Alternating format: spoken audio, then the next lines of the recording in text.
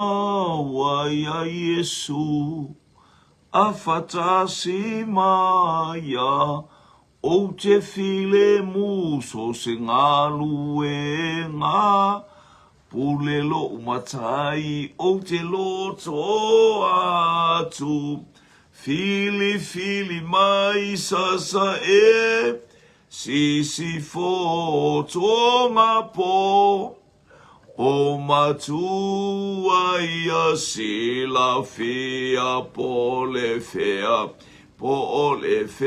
itu po le ma lo ubatai o te whaia pea o lo fina ngalo o lo loto pea so se ala la ba wa fasino mai lo wali I fa'aola na te awai mai o le manuia o le nuutu mau e amata mai iaine e fa'amamau sasa si fo tonga po o matua ia sila fea po o le fea itu po le ma lo umatai o te whaia pea o lo fina ngalo o lo loto lea moni to po o mea tinga o le maua paulo fai mai mawhai mea umala pe atu mai pea o le mana o Yesu moni lea sasa si se fo tonga po o matu waia sila fia po le fea itu po le mai lo umatai o te whaia pea o lo fina ngalo o lo loto lea dai o le vi inga pale o le vi inga tuma watu ya te o le whamanu o mātou loto. Ni vi inga le whamanu ma le whanetanga. Tuma watu ya te o ene ia o le whavau lau. Amen. E whatasi mai e le porkala me lau whanau le nei tae au. Nga le ia te upenga te whailangi ma le ainga o le whatoto o fwena mātou mafuta le nei tae au. Ona o Yesu. Amen e ma amen. Ia le nei tae au. Pamli atu le atua mo oe whatalofa fo ile anga le leisi eso le atua whaina mo moi fo ile nei tae au mata mo fie whaftaia pea lo tātou tapa au o ile langi ia le li whatalofa atu fo ile tātou o fisa au tūsunga le whatonu ile ngata fo ilea ia o ile ato uma whai ona maua ile ataimi ma le ataimi tātou mafuta pea I whaamanu ianga le atua ile mawae Suafa manu malo Yesu Keriso e whatalofa toisi o tātou ainga. Ia, plasina I uanga lai titi le pō, ia vi ia leli ia leo mātango fia le tau. Whilo e whaimasi o mātou uta mama I tutuila Amerika Samoa. Sunga il mātou uta itai ia vi ia leli. Ia whaftai tielea I le atua. Ia, whamanu ia tu fōle fontanga I le nei tae ao, fontanga I peo nā lotu I le Assembly of God I ona tai ma ato I ina mawaenga ese I sunga I whawhiangainga mo lātou whaletua ia usu whono siri le nganga o le atua mana tua le tau whono tanga anga le atu le ali ima ia whasapolia I whamurianga le nganga pa ia le nei tae ao ia utu pupuina o tātou loto whataso le asa wheau mo le whono tanga whamanuia te atu fōli whono malua nei o le itu waso nei tono se o tātou watunu. Ia tu fitau whawa I manuia o le atua no le palasi mai o wanga o whamanuianga. I lea taimi ma lea taimi lunga o si o tātou. Ainga ia vi ia le li, praise God. Se mesi siri lea ma le tāua, ma le aule lei, ma le mātango fie. Whaafitai po i mo nei o tātou whale walesi, lea tafa ma le itu, o mwhai o tātou ngā rue whatasi, ia o whaoso fia ia moe aluanga, ele nganga o lea tua, i o tō whingana mo tātou loto, o le tātou polo kalamea, o le tātou tau longolongo, tātou tau atu, mo mia se au whai ngā ruenga. Hallelujah, au sina re saito. Vi ia le li, tau ina saunia ele atua nei au wala ese tātou te whamalosi ai, mo tātou tutu whatasi ai, o le tino keriso. Ele o le lotu, ele o le kalesia, ele o le lotu au le kalesia pa ia le atua tātou te tutu mo le vi inga o le atua. Vi ia le li. Praise God. Omni atu le atua isi tātou ainga. Tungana wātonu maleanga e mewe o le tātou po kalame, Global Kingdom. Ia whaafitai fo i mo le whatalofa.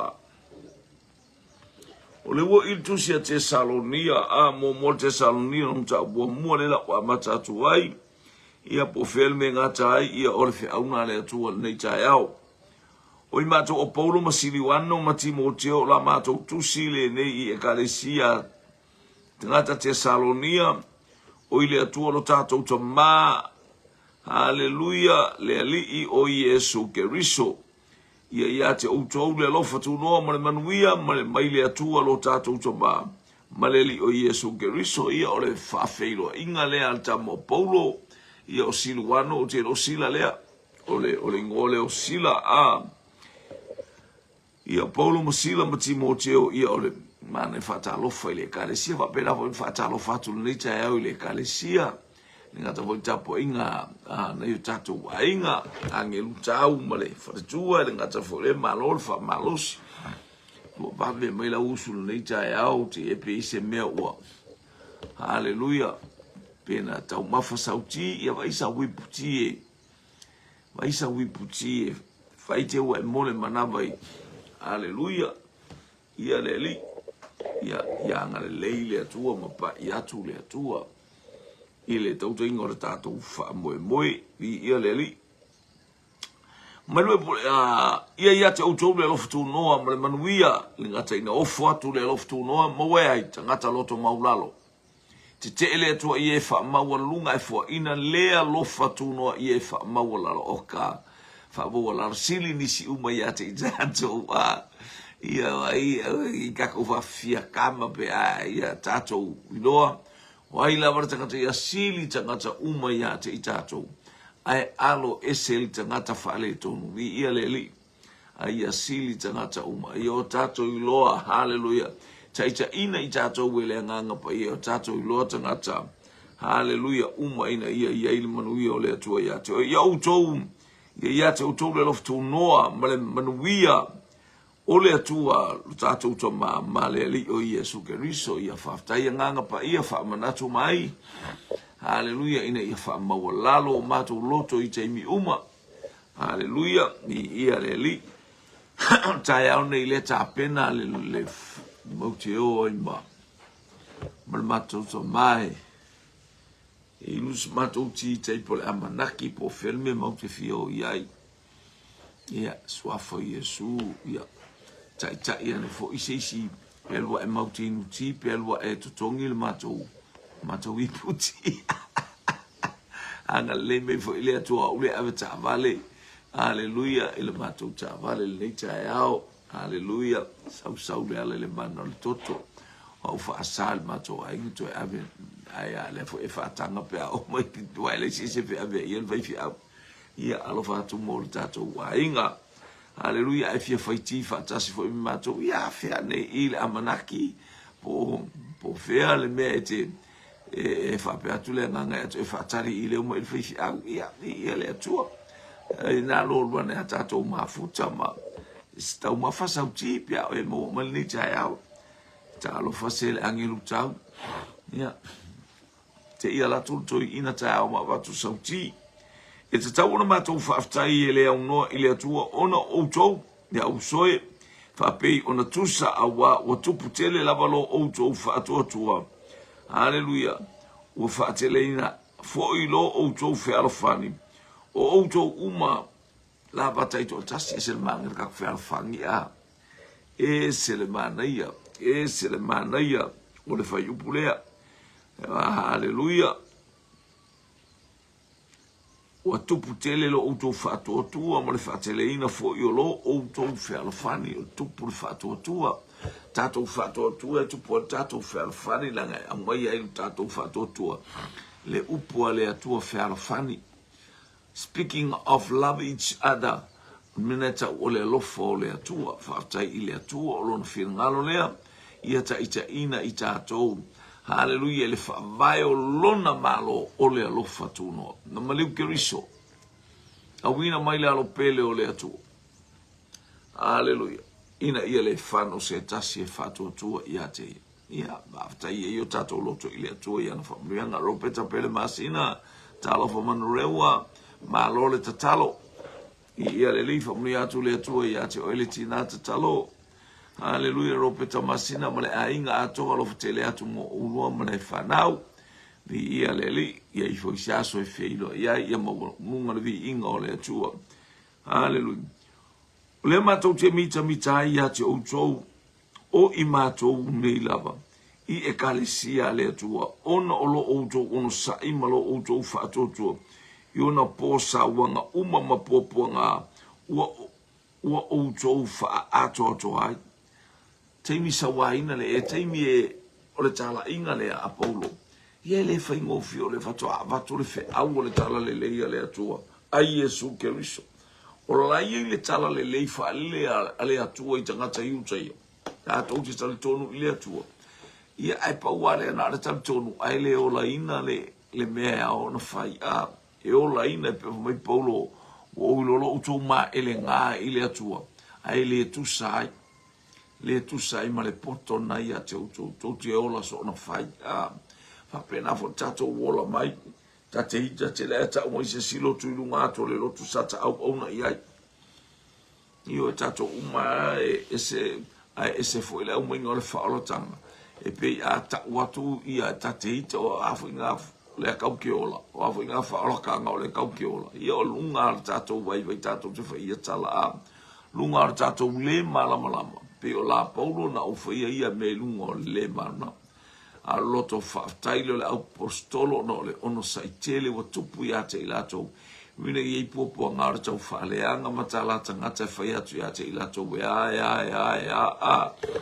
Hallelujah ni ia le li aia o le mana unga le ina i o tātou iai whaamanu ianga a le atua i le ataimi ma le ataima i o tātou iai le meta ua o le ono sai le ana laina tau Yesu i le la au o le ono sai o le alofa ma le ono sai le whaingo fie haleluia o nisi pango tae sai lima o nisi pango a o Yesu Keriso le ita o tangata na watu whao tutu iai Eleni fao ta iono ta iono inisi o fao te lefa e tutu i ai pou fale a tatou wa atu le fao ngaina na tutu i a aolo tatou wali tu so le fatino ina na fa fia fita ia yuta ia haleluia ia aole e tot ale fa fia na le tutu i o Yesu fa pena ala to fasiotia se apostolo postas tu sa la te fa fia yuta ia ai polo ngai o ele ai e fai tatou ma mea ta alo le wali ia e faftai le atua no le ono sai talia pua ngai lunga le sa tauro ma fita ma fainga tape un fitai ai mai tatou fo i ngā ruenga le atua o tatou iai e le fai ngofie o a mea uma ia e tatou te faftai e le tatou tatou faa tutu upe tatou te faa nofo file mu e ao ona tinga ina i tātou fo malitu sia Timoteo pe on tātou whaalonga e le asona na fia o eno no fo male a mio atua e ala ia Yesu Keriso lua tu sia Timoteo mta upe tolu alon fo upe suma lua a o ila to uma eno no fo male a mio atua e ala ia Yesu Keriso e saua ina o la to wolana Hallelujah ngā ruenga o tātou iei nei, ele se ngā ruenga whapa pe tātou te nofo ai pe tātou aia, tātou te o le ase tala o a upu, e o whatua e la matanga o le pokalame le ai mainu a, o le pokalame le ai mainu manisa o pokalame nama, o ka fiu e ai meleanga, ai se le mana i o nā meleanga wafo o upu matala i e whai mai, pia mai whati ngā i loto, e tatu whapta e loto o mea le atua. Ole me ole le atua la yanga le leima ina ia ono sa ia i tātou wa whai mai a tala i stangata ia le au i stangata le wai lunga le prokalam tangata ia sa sini na sa wa mai ai whai mana tau me fia le prokalam ai se afa mo ole tu was haleluia la tau te whai upuleanga ia te outou tala le ape teru a lua le pe teru mua le pe teru ta upu e tolu alo no whai upu e sifuma le lua la tau te whai upuleanga ia te ila tou ia te tātou, au le aso e asiasi atu ai, haleluia, saunia e le atua le aso e o mai tangata e asiasi, ole mana, whina ngano nao le atua, ai o mai tau mai ia te tātou ai, o lai ona vivi ia ile atua pe au mai e le leila tātou wa, me whaunia le atua i lau whafonga, ia le li, praise God, whaipu e limba, o le whailonga lea o le whaamasinonga tonu a le atua, ina ia ta wanga ina o tau le malo le atua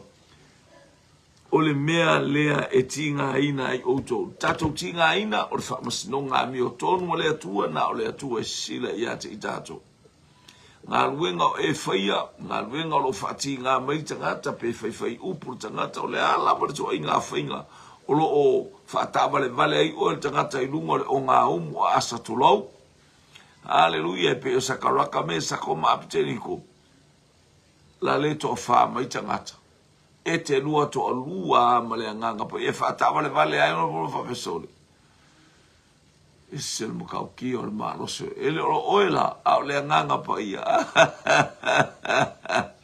mai pelo fia ile vai haleluia e te le ta fe ai pe sunu le afsa o sunu e te le muai Aisia, la lia Yesu, o ai tu inga mea e tau whaitanga te susunu tātou whaaleanganga. Whaaleanga i tātou ma whai mai tala o mea ngai ka o susunu ia aia e tātou te le lo fia tātou te le mua i aisia o la e tu mai ko whakanga te lua o fwoi makeriso e to a lua o lua i te mi o lo soa na whai lo soa le te lua tālai. Ia ngofo mo koe unga oe, koe ngofo mo whaire kala ia ke oe. A ole soa ole nganga pa ia, e matautia lama. E le matalatala infa. E bueno, a wa tato, a wa tonu i le atua, e tau iatu le puapua ngā, i e ua wha puapua ngā ina ai outou. Now let. E iate outou foi, o e puapua ngā ina. Ole mapusanga fatasi mai matou pe a faalia le ali o Yesu mai le langi fatasi ma angelu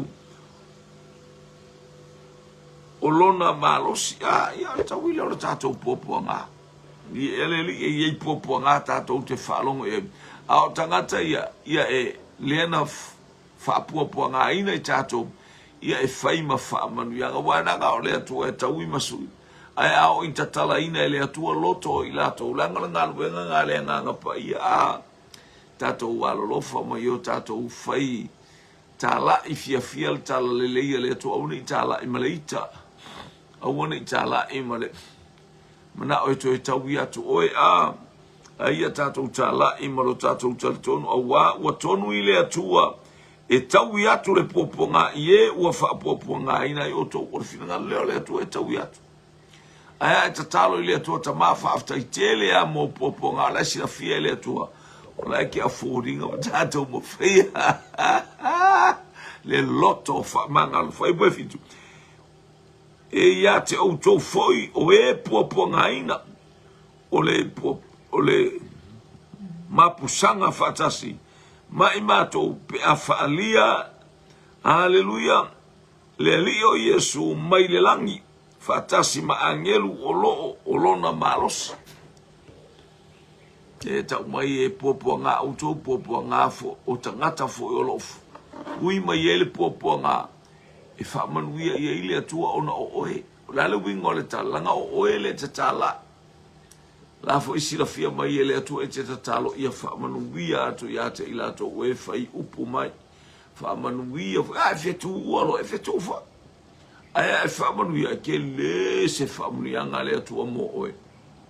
Aisia, le anga aba atu la wali liu mo ili tangata li liu mo ake le o kakalo ia ai te talo ia whaamanuia le atua ina ia li liu tangata mafo ia atu ili atua. Ele se mea whainga tā ili atua na whali liu mo ili tangata nai ula bale ma le anga ma le ngā mio e ake o ele whainga tā. Ai li liu mo i ele atua ona o oe. Ai le anga le aloro tangata li liu i sisi tangata ia ale ele ila ia oe ai langa ile o tātou, ai le ila i ate i tātou, ai ila ona o le whau unga, o le pa i mai o le anganga pa ia. Vi ia le ali i, whai upu e walu. Haleluia, whatasi maangeru o lo o lona malosi. I le afi, na te tau i masui, ye ua lei loa le atua. Ia ma ua le ana i le tala le lei, a lo tātou wali o Yesu Keriso, ia vai. Le utato ilo o le tala le winga i le afi e tau ia i ele atua ia i lato o ele ana o ele falo wa fai ala wa tala inga fai ala tala inga fai tato tala inga a le falo mo yor tangata o le pada le atua o le pada le nganga pai haleluya a uia fai tala inga Faili mena au mai ate tato boe fainu uma maso. A le tali ma le taui o mea nā le atua.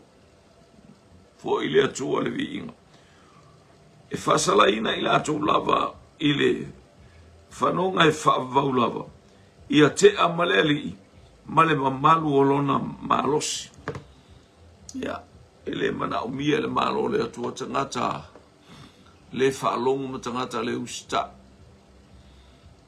Mea ese le fina ngalo ai le atua. Ele mana o le atua i lona malo i tangata whapea. Hale mea latou te faso e sai i le atua mo latou. Le whaalongo, le ustai. Ia fionga mamana le atua. Tā pena i fo ingi tai au. Alu malau whaalongo malau ustai. Au e te tau i atu se leanga i tangata ai o i tangata na te ita i ai i nei tai au. Ia, ave ese lo, ave ese silsila i ai Yesu maulu loto whaamangalo. Ina ia fiso tai olu. Wafo intala te atu lai whai mai ia. Nga lue oe oi le atua le. Le tau i masu ia e awane e tau ia. I se mea leanga. Whanga pia tangata. Pea fio mai o ia ina ia vi ia iona ina ia vi ia iona lava tangata pa ia ma ia ofo ia te ia ile na aso ma ia ofo ia te ia ile na aso ia te ilato uma o e fato tuo awan na auto tari tonu mai lava ila mato mau e ofo ai tangata ile moni ma le fa maoni o afionga le atua. Ia ile ofo. Ao ina whaalia mai le atua silsilesi. Whaalia mai ke riso le alo le atua. Me kaku ke vai e manuia o le atua. Tātou te alalanga i pia ma le loto o whaftai, alalanga i pia ma le loto o whamanui le atua. Lona vi inga e le au noa. Praise God. O le mea fo i lea, mātou te whatonga,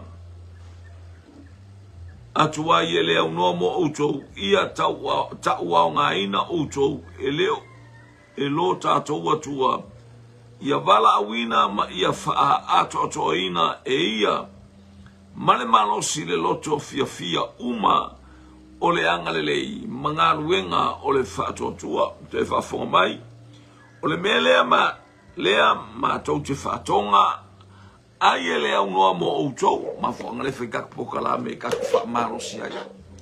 Le whamalosi ai, o le whatonga ma ele au noa. So ni steimi ona o tuatua ngia, pe o tatou ai mainu, ia o nofo la wari ia ele whais tatou ai mainu an nafi. Aleluia, ia ai ele tatou whapena, la foi fofuanga whaife au la tau ia.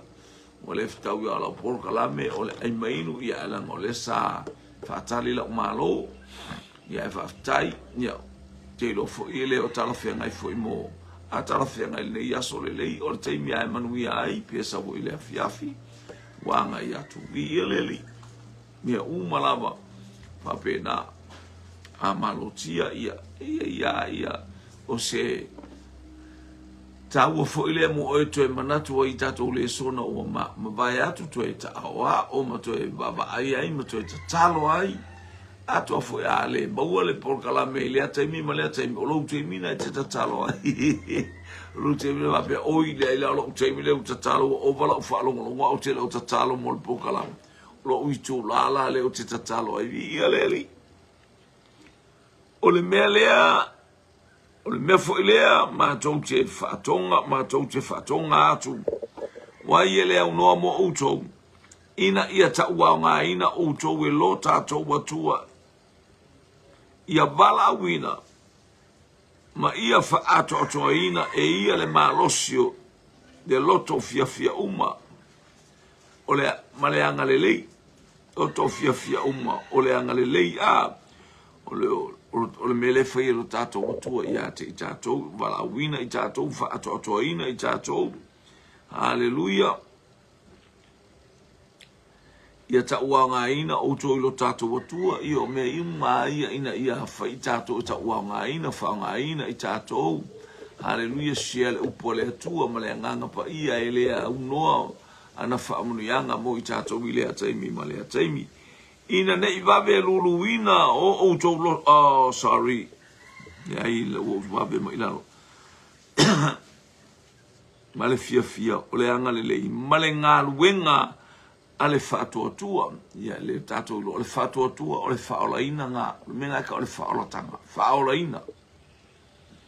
O lou whaatoatua. Ai ale is whaatoatua. E te le whaolaina. E ua u whailo atu ia te oe. A le aise whaatuatua e ke le whaorainga. Au i lato uma na talia o e whaafunga mai. Na talia o ia sautua ma le attack malosi. Ma whaatuatua e le ngata ina e talia e whaatuatua. Na le ua e ua ta ua ia te oe o mea tutupu ma mea ua aia. Mea i loa e tātou te talia e le isi whaatuatua. E taia lo i tātou i e peia o i tātou peia o le. Winga fo ala le upo le atua na lulu lunga le wala ai e manu lulu lunga le papa bela sia ele lava le a le isia a lulu le mea tui o fita mwhainga tau le o le olanga ne o tato i ai e laku ai fai mei lea mea fai mea o hatna o mea maa tui ia ma to toi le lei na tupu maola vi ia le atua a bena so i fuanga le tato te i ai ina ia i wha manu ia ngā lea tuama ia o tātou loa le lei. Hallelujah, ngā luenga o ale whātua tua. Au i rato umantalia o ia ma whātua tua. Talia ma whātua tua. O le ato ato angana o le whaoraina, whātua tua. Wa a e talia Iesu a le iso whātua tua. E ke arura e ke mamulu, e ke pau, e ke kakia kia solo. E le iso whaamoe le olo, vi ia le li. A e whaftai le atua mola na whaolotanga. Hallelujah. Saurele fai mulmuli lea. Ina ia vi ia ona o outoru suafa o lo tātou wali o Iesu Keriso. E vi ia Keriso ona o me te whaia ma tātou whaia. Ona o outoru suafa o Iesu Keriso. Ina ia vi ia ona o outoru suafa o lo tātou wali o Iesu Keriso. Hallelujah. E vi ia suafa o Iesu Keriso ona i tātou. O le suafa ia vi ia. Ai whatele ina ma wata pena i tātou.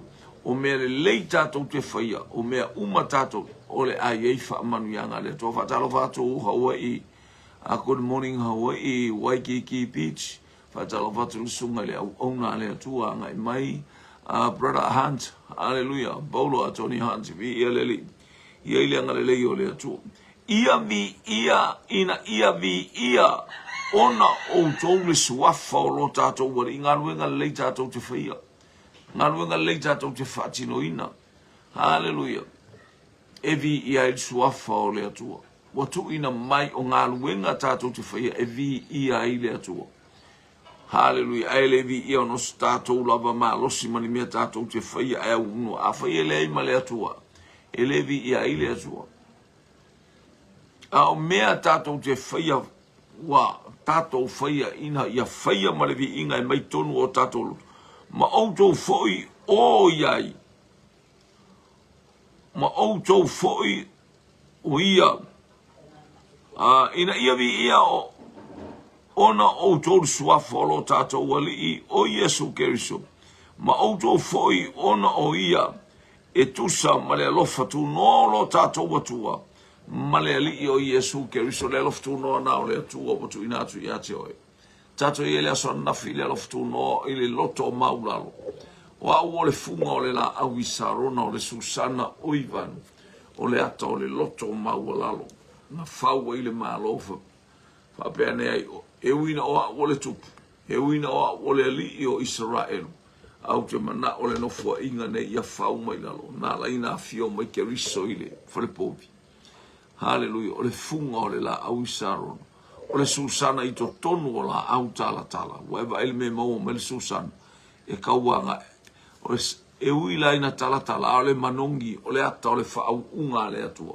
Le manongi la le sasala mai o le Susana I to tonu o le la autatala ilo le leia Susana ai pangale I to tonu le la autatala awaka ai le manongi lunga le vanua wati atu o whaalonga whapenale la ngai atu le nganga pa ia le tau fia isis uina matui tui matalatala mea umai uimai ai aia ele tau fia le whaau unga le atua e tafe pea ia ma le alofa tunoa o lo tātou wali ma le lo tātou watua ma le ali o Yesu Keriso anga leile atua ia te o le nei tae au pa ia tu le atua whaamanu yanga le atua ia te o a o tātou o iai I le nei tae au ina ia e anga ia tu anga iane anga ifu a o tu mau whaamanu yanga le atua praise God hallelujah ia iai pia le manu ia se eba tu kara whai upulea o le mata upulea lua o le nei mātou te ai o iatu o tōu au soe I le mata upu I le afio mai o lo tātou wali o Yesu Keriso mo Tesalonia. Mo le o le lua le Tesalonia le wa umatu mta bomo ale la fa ipo lua mua mta upu lua. O le nei mātou te ai o iatu o tōu au soe I le mata upu I le afio mai o lo tātou wali o Keriso. Ma lo tātou whaapoto ina. Lea meu kaku whairingai kai au. Tātou te whaapoto, we are sharing God's word. Hallelujah. Wa tātou whaapoto mo tātou tufa I le upua le atua. E lo se poto e le o se atamai. E lo se marustatu e le whaapoto fua. E le whaapeina ia whaamatala atu se mea ngā onga whaafaifi au i se sipo se me whaamakala akule. Haya. Pa fai fai tātou te whaamtatala ina wā benga o le atua I lo wolanga oka wonderful o lau tau tinonga le whailo ma ina ia tupo I whalota fia. Vi ia le ali. Praise God. Vi o tātou ele ngi mele kako ki o I whai kako o fua wa alongo fua ma kau fua. Hallelujah. Praise God. Tātou whaau tau o fua me whai e istangata. Hallelujah. Vi ia le ali. Ai tātou baba ai me fina ngalo ia ile atu o mwhaia le me fina ngalo le tua. Praise God. Hallelujah. O whaalonga launga le sveifi au na whirma na i o launga le whapalangi mai Amerika. Whamaro si man veifi au. Au e taru fua e launga le sveifi au. Mai ke alu fua e au mai fua mkuskusi fua. Ilo mea le sveifi au mai saune e alu e launga. Mana ia pe au ngā ia te oile la unga na e pese ei fo ile na e la unga ile awane e sa ue alfua fa la unga le la unga le feifia. Hallelujah. Ia alu tato woes face tato ngaluenga. Ia le atua. Le talono ta upu ile a fio mai o lo tato wali I o Yesu Keriso. Ma lo tato fa poto ina. O le nei mātou te ai o iatu o tōu au soe I le mata upu I le afio mai o lo tātou wari o Yesu Keriso. Ma lo tātou whaapoto ina. La nu tātou whaapoto I le atai. Ma le atai, ma le itu aso. Whai mei tāra tuspa I awara tu ua mafuta whaataso le au. So mafuta I mea le lei. Ai awara mafuta I tala o tupe le kare si e le maangai e whaifua kala o ngā kupe. Foi que whakakala kupe pisai. Te sili ai ma bevesi ai, ele se me fai fua. Pau meta talo mo au ofisa le ekalesia. Ole ekalesia na fatuatua ile atua. Ma ole ekalesia iei se fai fi au e ava ma mata ule atua ke va ia ngei mea ma kilo ma ki. Dati to fia fo ila ato o e faia por kala me fa pena. Fale atu ele atua tato fatu to ele fai ni kalongi kupe. Fai a kala kupe ka wai fusu. Fai kala kupe ko le siluma ku ile mu polisi. Fai alu le sima fai le kala olisi. Ole ai kupe ioe. Awa. Yango tato wo e se fu tato wo fu fata ita i mea lalolangi. Tato wo e fata ita i le mea lai fai maile atu e fai el ngaruenga. Fai au e fai kakfo ngangi kako kupe. Ioe ua e fo istangata fai fia ua. Le ai tofi ata ngata. Wa ue kofa finge ka ngakara fai e maku kala i kupe. Mako mei e ke ua kupe. Ele ai se mea. Na si a mo tato o tele tu pele tu o kala ia fa finge fai mai. Tele tu pele tu. E ai foi mato. Ai ta la foi o mato mena fai mai I kongo. A talona ile atua ia ngale lei mo le patinga ma le tongina wa senge umai a mai le ave kongi ai. Me nga mea. Ia le li. Praise God. Ia ufatu foi a la unga le o ufako o fa so ku. A la unga o ia tango fateu tu se ave mo le o. La unga so se sia por fa fia le la unga. Ia. Praise God. O la ko ia le okay vai. Hallelujah. I tato tupe ma me unga le o le vatu teu. O ai ale o so se kai me la unga iso se o porque a kongo po ai por se fai fia. Fai se teu tu si ave mole. Mor tangata. Tato tupe o mais tangata la unga ave tato tupe. Ave foi il tupe fai ma. O se fa manianga le tangata ale tapena le lei ma sauni le na la unga. Ia sta pena nga foi mo ia la tu ia mai le tu o vatu se tupe. A elo le totongi. Aleluia. Ia nai ni fa penga uma nga plesia ele tu pe a fai mele. Ia le tu ia nga le tu umpa ia tu le tu el nei taiao. Tato fa putu fa tasi le taimi ma le taimi pe o le taiao. Ona le tato shia inga. Hallelujah. O le alofa tu noa le tu le mta upo e winga ia Yesu ke riso ma le whaalotanga. Turi tau mai asu taiao. Hallelujah. Nga ia tu le tato upolo kalame. Hallelujah. Ia inisio vaenga ole sitianga le la anga ia tu tato pokalame il tu sia le Tesalonia le wa anga ia tu ai le ano tato fa poto fa tas ono le tato sheinga ele o tato a ole tua hallelujah tato te le lo se bea ka ko ke io fo ia onga amengi ni poko mangia ele ka ke le sai dia mai fo sai di le ngang pa la me mai le ngang po ia lan tu spa ulava uma o kako ki sa ili fu ia ki ai mai wala no to o tu le por kala me fai fia o mana ia fo le tala le fai fia ia io ole ko kele nga ka ka kusi me ale o fai la kula o ma ele o ma fo le ia ola ina le upu ale tu ale mana ia io le tala le tal fai fia o at ia le tu a o tato kako kile fakir karingi ha onga pe kako ki fakir kan fa tato wa onga tu spaye masan fa tato share la ukele fa ina na mato wa onga tu spaye fa tu lo ala tu mal visiri o ye se me kele mama raise your hand e saulo le lima wa lunga fa ku kako pokala menga fa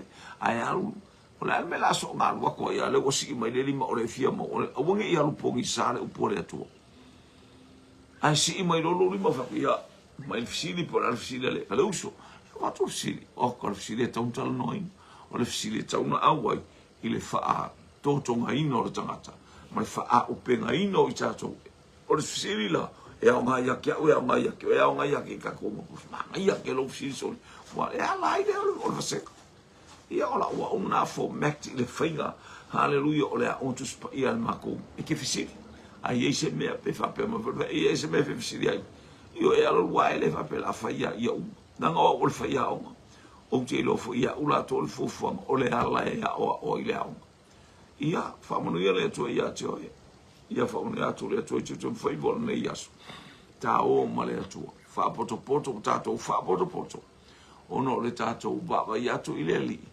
malona afio mai si tia lana ekalesia give God the glory fa mo ia le to ile ai ngol fa to ona Yesu amen amen